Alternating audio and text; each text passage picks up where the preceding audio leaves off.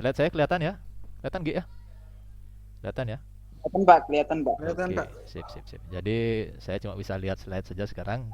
Google Meet-nya tidak kelihatan. Oke, jadi bagi yang belum kenal, kenalan dulu. Saya IGD Andika, alumni Stiki, lalu mengabdi di Stiki jadi dosen. Kira-kira seperti itu. Pengalaman kerja, pendidikan bisa dilihat di layar semua. Email ada di layar juga. Sosial media juga ada di layar. Yang mau temenan sama saya di Instagram bisa di-add di situ ya.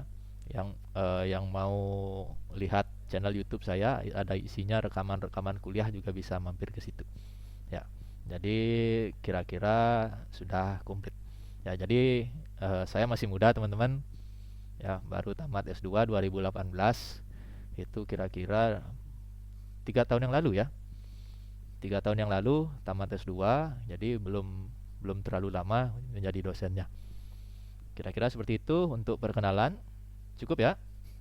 Ada yang ditanyakan untuk perkenalan? Yang sticky nggak usah lah. Udah kenal semua ini. Oke, lalu saya akan masuk ke materi sedikit, teman-teman.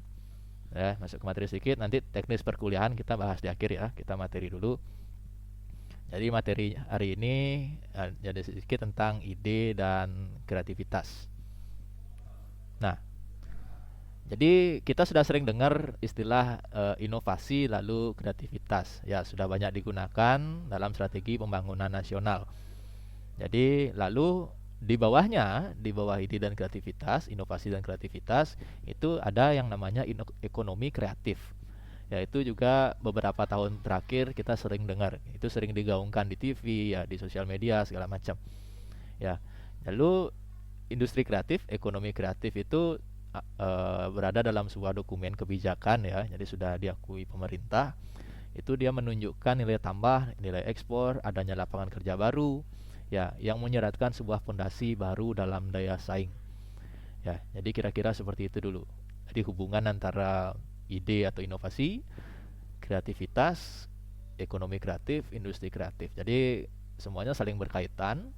Ini sudah digaungkan secara nasional ya, di mana istilah-istilah ini menyeratkan adanya fondasi baru.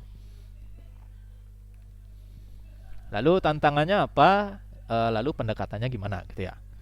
Nah, tantangannya yang saat ini tentu saja istilah-istilah tadi membutuhkan pendekatan yang berbeda untuk mencapai pertumbuhan dalam pembangunan berkelanjutan. Ya. Pendekatan yang dimaksud adalah yaitu pendekatan yang tidak berdasarkan spekulasi keuangan, yang mampu beradaptasi dengan perubahan iklim, yang mampu menyesuaikan sumber daya alam yang terbatas, ya sekaligus melindungi hayati dan berikutnya. Ya, jadi banyak sebenarnya tantangan yang dihadapi oleh istilah tadi, si industri kreatif, si ekonomi kreatif. Ya, jadi seperti itu. Nah, spesifik ke ekonomi kreatif ya.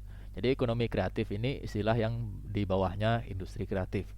Ya, sebelumnya ekonomi kreatif itu disebut sebagai budaya industri. Ya. Jadi konsep ekonomi kreatif ini memperluas kreativitas di seluruh perekonomian.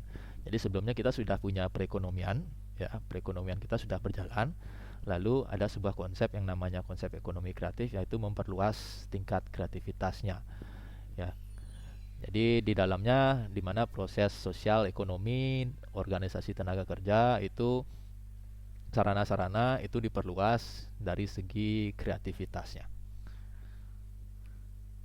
Jadi tujuan mata kuliah ini ya, tujuan mata kuliah ini yang akan kita pelajari selama bukan pelajari ya, yang akan kita diskusikan selama 16 pertemuan ke depan selama 1 semester.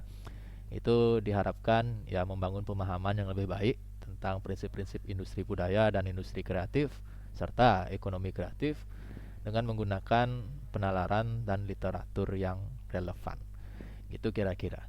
Jadi teman-teman sebagai mahasiswa di bidang IT ya, di bidang IT jangan sampai tidak tahu dengan istilah ini, ekonomi kreatif, industri kreatif, seperti itu ya. Jadi mata kuliah ini memberikan teman-teman bekal untuk itu. Ya, nanti kira-kira di dunia kerja, apalagi beberapa tahun sekarang saja sudah mulai kan, apa-apa ada kata kreatifnya ya.